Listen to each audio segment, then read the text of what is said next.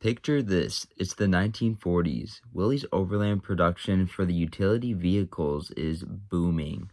With the company's successful MB from 1941 to 1945 producing 335,531 units, there's CJ2 from 1944 to 1945, there's CJ2A from 1946 to 1949, their Willys Wagon from 1946 to 1965 producing 300,000 units, their Willys CJ3A from 1949 to 1953 with 132,000 units, and their Willys Pickup from 1947 to 1965 with 200,000 units. As time soldiered on, jumping into the 1950s, the market grew hot for more rugged and tough utility vehicles.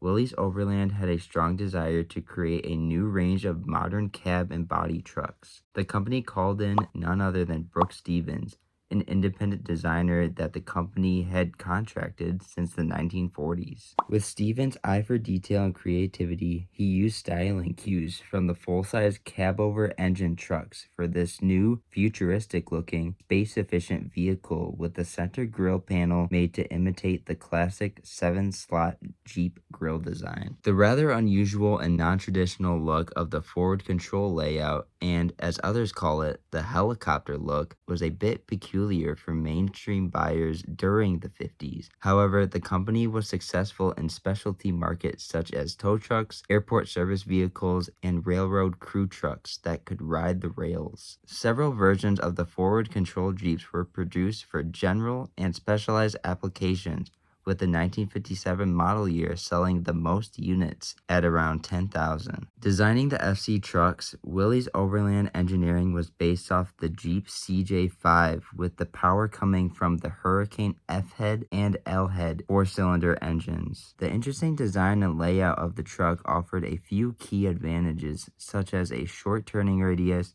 a large cargo bed size, a larger interior, and a tall ride height. While designing the FC line of trucks, proposals also included a forward control van-type vehicle. Just like the FC trucks that were put into production, it was Brooks Stevens, who I forgot to mention at the beginning of the video, was the automotive designer who would later take credit for many of the company's Jeep products, like the Willys station wagon, their Jeepster, and the very successful Jeep Wagoneer. Having a vision of the compact passenger van based off the FC truck, he called this vehicle project the Commuter. With a two-tone paint job, white wall tires, and full wheel covers, the Commuter was designed with good taste in mind. The van featured a huge, airy, and open greenhouse-like cabin with a future Wrangler hardtop look-alike idea. As a cost-saving idea, Stevens designed the doors used on the Commuter to be interchangeable, the front and rear doors as a set,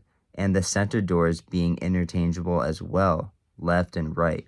What do you think about the Commuter? Let me know down in the comments, and let's try to answer some of these questions here on screen. If Willys was to produce the Commuter, what would the engineering costs have looked like? What was the competitive advantage in the competition for this vehicle? How much market share would the vehicle have taken up? Who is this vehicle for and what's its intended market? If the vehicle was produced on the same assembly line as the FC truck, what would that ratio be? What kind of price point would this vehicle be offered at compared to the competition? I wish they would have made these vehicles. I think it would have been a really cool competitor up against the VW bus. The saddest part of all of this is it's unknown if any of the running prototypes are still in existence. 3 prototype vehicles were built by Reuter, a company that specialized in coach building, located in Stuttgart, Germany. Before I go, there's one last thing to mention. A short feature in Special Interest Autos in December of 1978 issue reported one of the Commuter prototype vehicles was still operational and being used in and around the home of a former Willys president by the name of Edgar Kaiser, just north of Seattle on Orcas Island, Washington State. Thank you so much for spending some time with me today in this video. If you found it interesting, give it a thumbs up, and if you like these types of videos, make sure you subscribe to the channel and also follow my 1986 Jeep Grand Wagoneer project that I have on the channel.